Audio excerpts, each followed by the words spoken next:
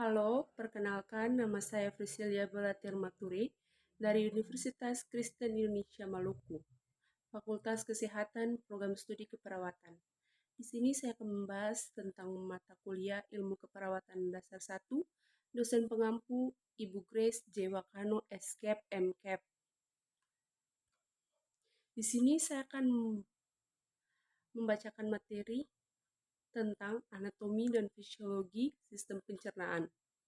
Anatomi saluran pencernaan terdiri dari mulut, tenggorokan atau faring, kerongkongan, lambung, usus halus, usus besar, rektum, dan anus. Fisiologi sistem pencernaan atau gastrointestinal, mulai dari mulut sampai anus, adalah sistem organ dalam manusia yang berfungsi untuk menerima makanan, mencernanya menjadi zat-zat gizi dan energi, menyerap zat-zat gizi ke dalam aliran darah, serta membuang bagian makanan yang tidak dapat dicerna atau merupakan sisa proses tersebut dari tubuh. Saluran pencernaan makanan merupakan saluran yang menerima makanan dari luar dan mempersiapkannya untuk diserap oleh tubuh dengan jalan proses pencernaan, mengunyah, menelan, dan pencampuran. Dengan enzim dan zat cair yang terbentang mulai dari mulut sampai anus. Makanan yang dikonsumsi hanya akan diserap dan digunakan oleh tubuh bila telah melalui proses pencernaan. Proses pencernaan itu sendiri ada yang bekerja secara mekanik dan ada pula yang bekerja secara kimiawi. Saluran pencernaan ada yang bekerja secara kehendak atau volunteer dan ada pula yang bekerja di luar kehendak atau involunteer. Anatomi dan fisiologi sistem pencernaan yaitu yang pertama adalah mulut. Mulut merupakan suatu rongga terbuka tempat masuknya makanan dan air. Mulut merupakan bagian awal dari sistem pencernaan, lengkap dan jalan masuk untuk sistem pencernaan yang berakhir di anus. Bagian dalam dari mulut dilapisi oleh selaput lendir.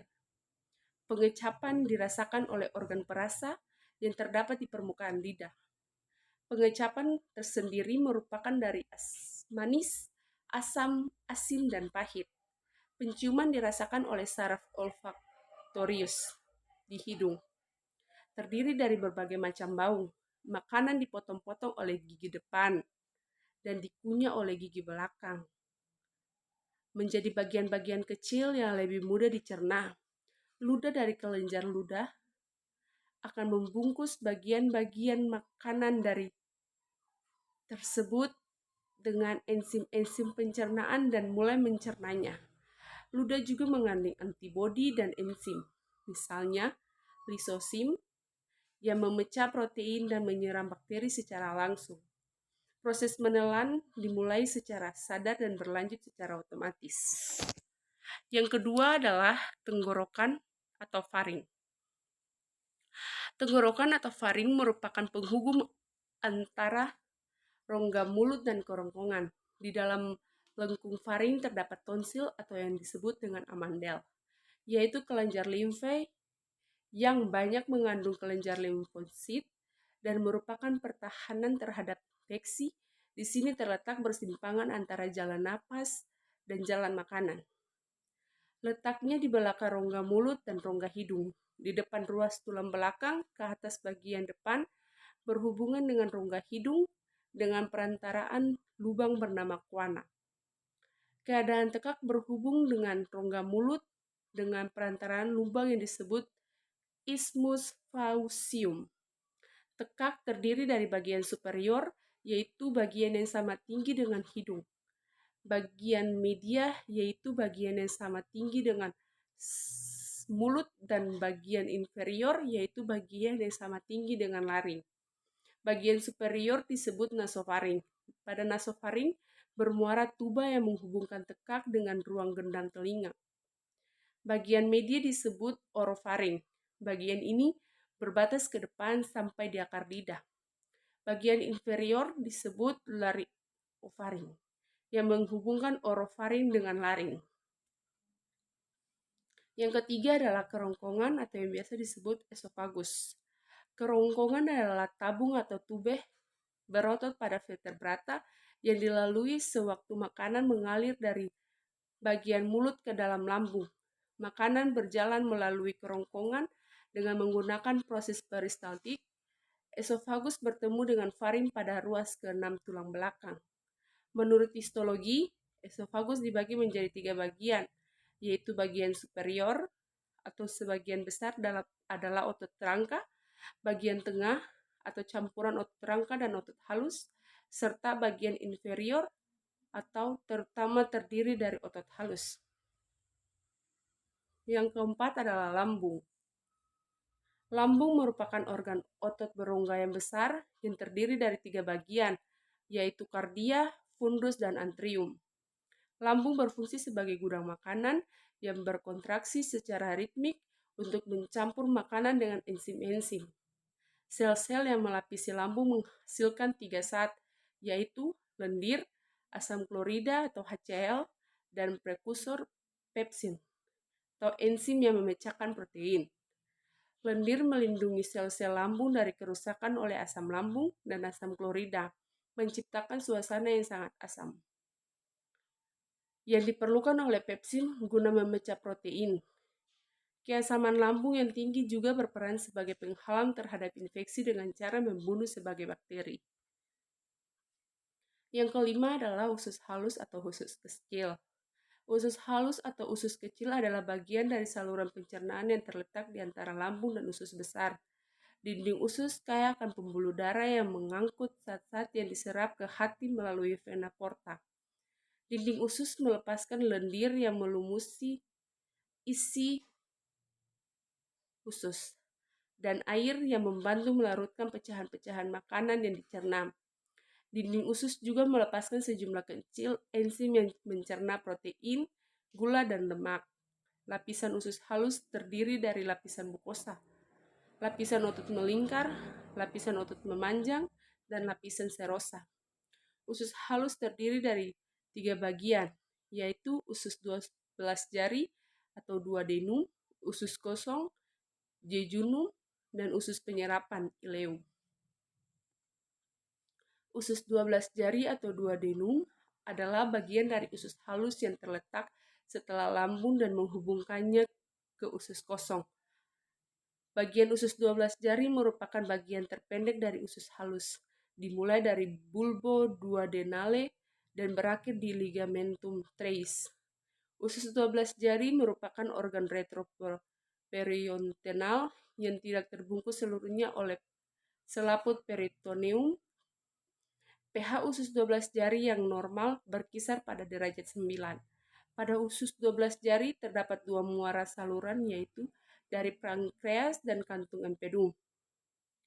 Lambung melepaskan makanan ke dalam usus 12 jari yang merupakan bagian pertama dari usus halus. Makanan masuk ke dalam duodenum melalui sphincter pylorus dalam jumlah yang bisa dicerna oleh usus halus.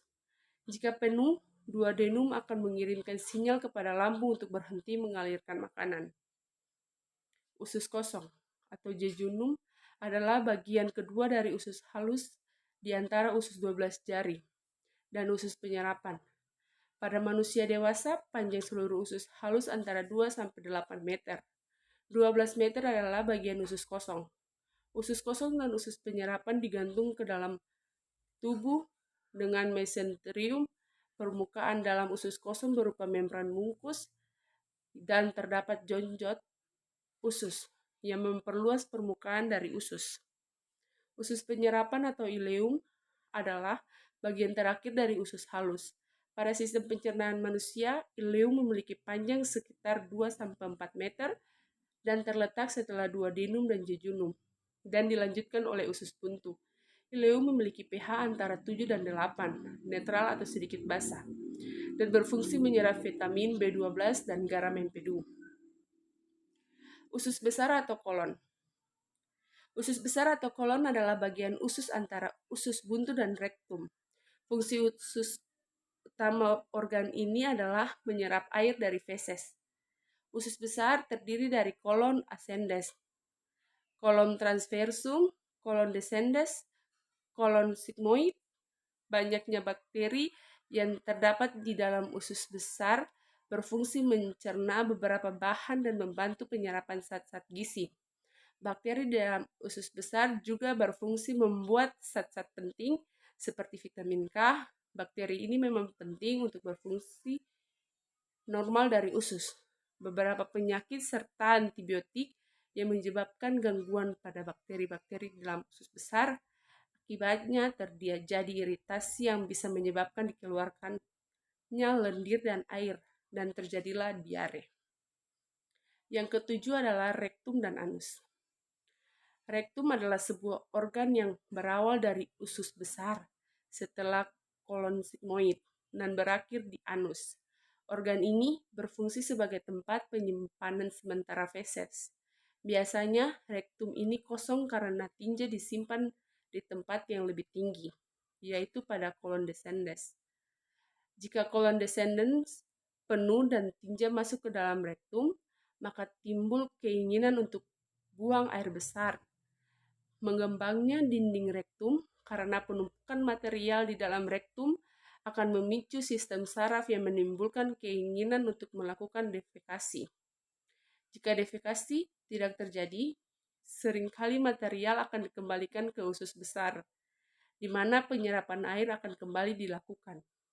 Jika defekasi tidak terjadi untuk periode yang lama, konstipasi dan pengerasan feses akan terjadi. Orang dewasa dan anak yang lebih tua bisa menahan keinginan ini, tetapi bayi dan anak yang lebih muda mengalami kekurangan dalam pengendalian otot yang penting untuk menunda BAB. Anus merupakan lubang di ujung saluran pencernaan, di mana bahan limbah keluar dari tubuh. Sebagian anus terbentuk dari permukaan tubuh atau kulit, dan sebagian lainnya dari usus. Pembukaan dan penutupan anus diatur oleh otot sphincter. Feses dibuang dari tubuh melalui proses defekasi, buang air besar, yang merupakan fungsi utama anus. Terima kasih.